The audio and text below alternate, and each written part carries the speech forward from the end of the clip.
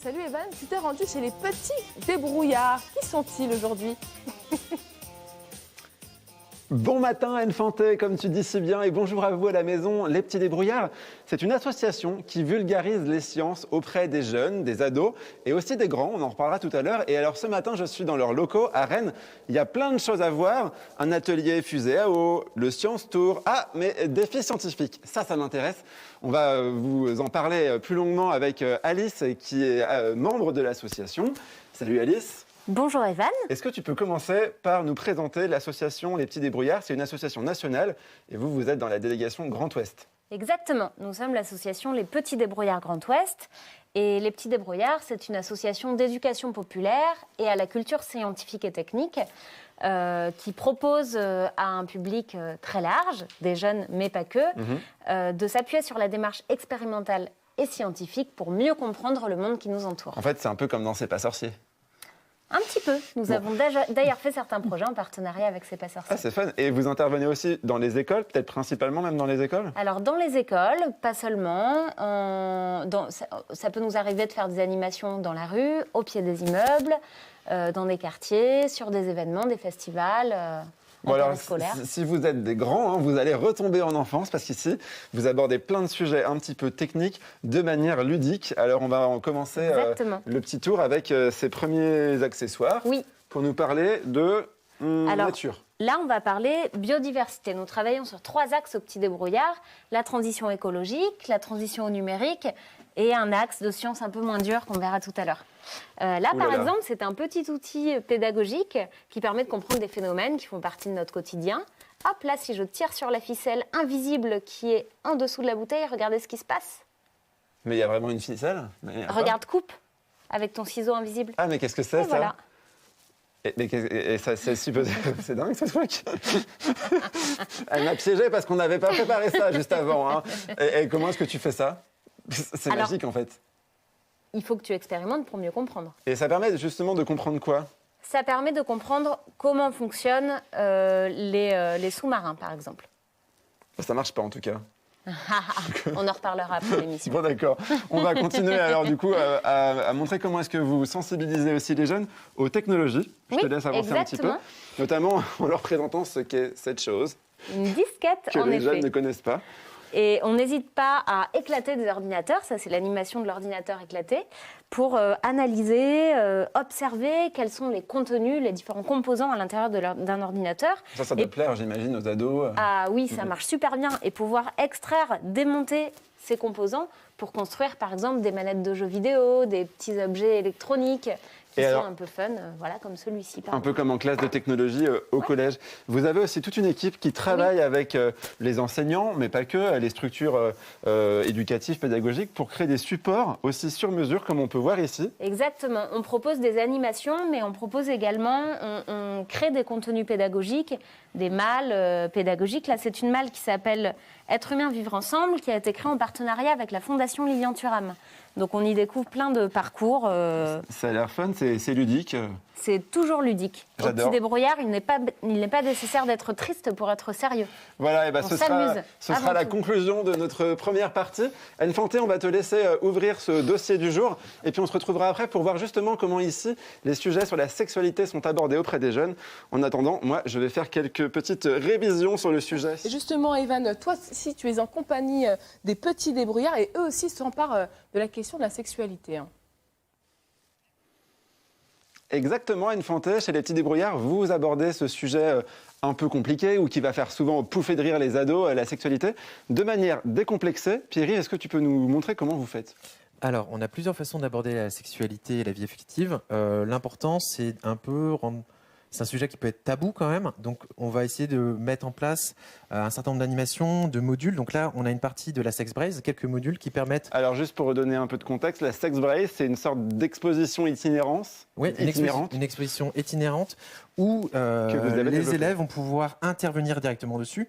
Donc là, on a des premiers modules qui consistent à faire... soit à apprendre, soit à faire quelques révisions sur l'anatomie à la fois féminine ou masculine. Ah oui, non, je pense que même les grands pourraient faire des révisions, c'est technique. Exactement, mais c'est pour ça, c'est pas avoir peur aussi aux plus jeunes de se dire on connaît pas, on va apprendre des choses tous ensemble. Alors vous intervenez principalement dans des classes auprès de quels âges, et puis surtout comment vous faites pour créer une relation de confiance avec eux? Alors, généralement, on intervient, les outils que je vous ai présentés là, c'est plutôt pour les collégiens, lycéens, mais on se rend compte que les jeunes adultes, ou même les adultes en général, ça peut intéresser, ne serait-ce que pour faire des révisions, comme pour toi par exemple. Moi, je vais prendre des cours après. Moi. Exactement. Ce qui est important, c'est mettre vraiment une ambiance, un cadre bienveillant. Donc, par exemple, ça peut passer par des choses toutes simples. Dans certaines classes, ça va être plus simple de demander aux profs de sortir pour que les élèves ne soient pas gênés de parler face à un adulte qu'ils vont recroiser le lendemain. Nous, on intervient ponctuellement. Ils vous reverront plus jamais. On ne verra plus jamais. Au pire, on laisse une petite question, une boîte à questions, on donnera les réponses plus tard. Et voilà, c'est du one shot, mais ça permet d'être... Je peux poser ma question tranquillement. Et alors, vous vous basez aussi sur des supports qui, mine de rien, font partie de notre quotidien, la publicité, pour aborder des notions hyper importantes. Je te laisse commenter. On vous a sélectionné 3 exemples de publicité au goût un peu douteux. Voilà, le but, c'est de montrer aussi tout ce qui est les sentiments, la sexualité. On en parle à longueur de temps, mais on ne voit pas forcément ce que c'est. Donc là, c'est ce qu'on appelle un photolangage. Le but, c'est de demander au public de montrer quelle publicité les choque et d'essayer d'expliquer pourquoi. Nous, le but, c'est pas de dire c'est bien, c'est pas bien, mais c'est d'essayer de déconstruire pourquoi, par exemple, un certain nombre de jeunes trouvent cette publicité pour la SPA particulièrement choquante. Parce que c'est un couple d'hommes qui adopte un petit chien. Et donc là, nous, on va essayer de voir pourquoi c'est choquant pour eux et c'est d'essayer de déconstruire comme ça. Et du coup, provoquer la discussion. Il y en a aussi une faite par France 3 d'ailleurs. Nous aussi, on sait faire des émissions avec des cochons, des chiennes et des porcs. Évidemment, 30 millions d'amis. Mamie, à quoi d'autre est-ce que tu pensais? Est-ce que c'est peut-être aussi une façon, on parlait tout à l'heure, les invités sur le plateau, de l'accès à la pornographie, de rétablir la balance, montrer aux jeunes que la pornographie, c'est pas la vraie vie? Voilà. Alors nous, notre message, c'est pas du tout que le porno va être bien ou ça va être mal, mais quand on a maintenant 11 ans, même moins, on a un smartphone en poche, on a accès en 2 clics à du contenu pornographique, que ça soit voulu ou non. Je ne sais plus exactement les chiffres, mais une grande majorité des enfants arrivant à 15 ans a déjà été confrontés à des images pornographiques. Nous, notre but, ainsi que les autres acteurs médicaux et sociaux, ça va être d'apporter un autre son de cloche. Leur dire, par exemple, cette représentation de la femme que tu as dans le porno, est-ce que c'est bien, pas bien, qu'est-ce que tu en penses? Est-ce que tu peux avoir des performances physiques qui sont celles d'athlètes quand même quand on regarde du porno? Donc ça va être déconstruire tout ça, et en plus, on peut prendre le temps d'en rigoler, c'est pas grave, juste apprendre tous ensemble dans un cadre qui est bienveillant. Bon, on n'a pas le temps de l'aborder, mais vous êtes aussi formé pour ça. C'est quelque chose que vous prenez vraiment très au sérieux. On va se retrouver dans quelques minutes maintenant pour parler d'un tout autre sujet. On va aller dans le laboratoire un peu expérimental, parler d'équilibre, de notions de physique, toujours de manière fun et ludique. C'est vraiment la signature des petits débrouillards. On se retrouve tout à l'heure pour un petit défi.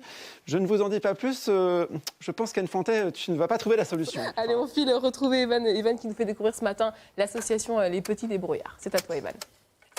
On l'a perdu, je crois. Anne Fantet, regarde, en fouillant dans la caverne d'Ali Baba de l'association des Petits Débrouillards, j'ai trouvé cet objet préhistorique. Je rigole, il y a beaucoup d'entre vous qui savent, évidemment tout le monde sait ce que c'est, mais les plus jeunes n'ont jamais vu un lecteur cassette. Non, et là où on fait de l'éducation aux sciences, et peut-être aussi l'éducation aux techniques, c'est que ça évolue très très rapidement, entre autres avec le numérique. Et on prend un vieux magnétoscope, on bidouille, on trafique, on essaie de le remettre en marche, et généralement, ils adorent. Bon alors, on vous avait promis un petit défi, un petit casse-tête.